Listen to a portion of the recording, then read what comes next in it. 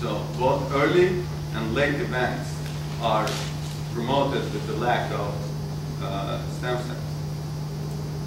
How about statins? Let's talk about good things. Well, people who are on statins have increased level of stem cells. That is also very important. So good things that we know affect heart health in a good way actually do increase your stem cells. I'm not trying to tell that this is the common pathway for everything. This is not the theory for everything. However, human body is very complex, and this is one of the things that actually tell people how good your heart and your body and your fitness is. So this is a summary of all these. Statins, exercise, growth factors, forget about that one, are good. They increase your stem cells. Diabetes, aging, hyperlipidemia, decrease your stem cell number and function. So everything that we know that makes us better in heart health increases your stem cells.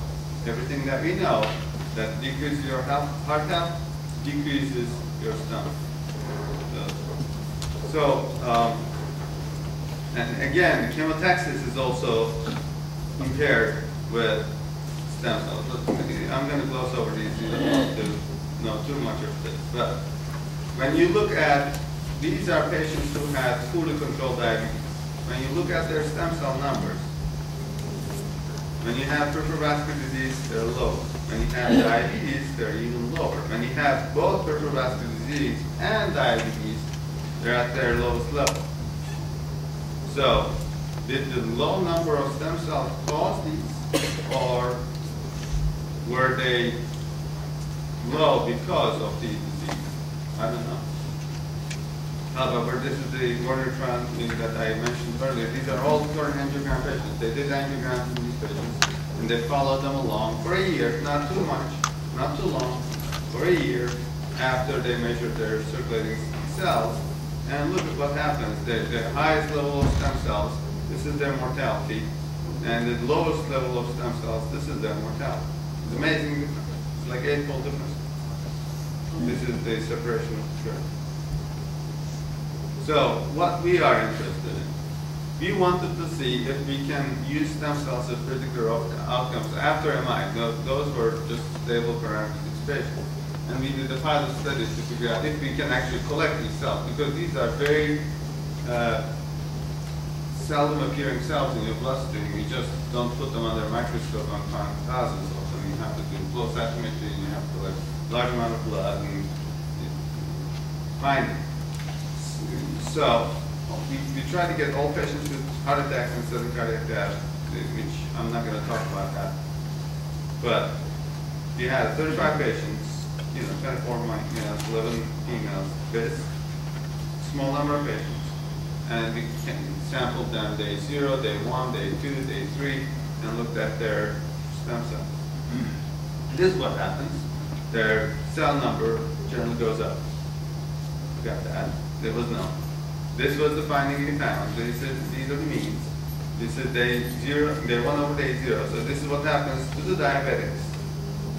In day 1, when compared to day 0, they are flat. They do not increase their cell numbers. These are CD34 KDRs, these are VEGF receptors. They cannot increase their stem cells when faced with emergency. And look at non-diabetics. They have like what, 9-fold increase in their stem cell numbers by day 2. The diabetics cannot. And these are medians. There's one other point that I want to make. This is the CXCR4 is a receptor for the health signal coming out from the injured tissue. There's something called SDF1 alpha, which is basically a call, 911 call from your injured myocardium. Which says, we're needing stem cell here to help us. So the myocardium picks up the phone and says, help, we need help. And then CXCR4 is the binding site for those things so that it responds. When you have CXCR4, SDF1 alpha combinations, stem cells go to wherever they need to go. when you add anti-CXCR4 to EPCs, the number of angiogenesis, basically the number of blood vessels that are formed are less, as seen here in this. If you just put EPCs, they go up. Okay? And this is the hind leg neurorevascularization in the model. This is controlled. This is you gave EPCs and you gave anti-CXCR4. So this is block the CXCR4. It is less neurovascularization in the hind leg. So this is what we saw in our patients. We looked at the SDF1 alpha. They start out the same, early, day 0, day 1. And in the diabetic patients, do not increase their signal. They cannot pick up the phone and call, we need stem cells here. They're unable to do that. Non-diabetic patients, appropriate increase in their call for help. And this is what happens to their CXCR4s. Diabetic patients have cells in the circulation wandering around trying to figure out where they need to go. The alarm bell has rang, there's inflammation in the body, they're mobilized into the bloodstream a little bit, but they're wandering around. And the non-diabetic patients, they are pushed into the tissue, so that's why you have this lower. This is our hypothesis. We think that the non-diabetic patients are able to attract the cells and they're swept from the circulation afterwards.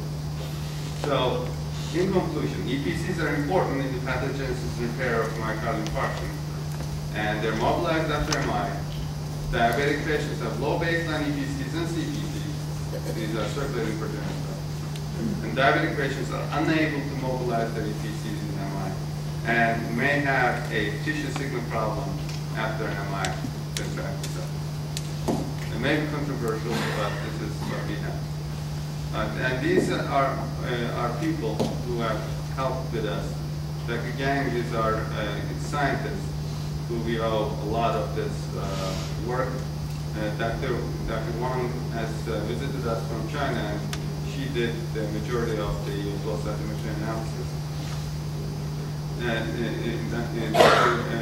Hussein is our statistician, and Arnat is our lab technician. And Dr. Aslan joined us from Turkish Army, who is now working in our lab in finishing this work. So thank you very much.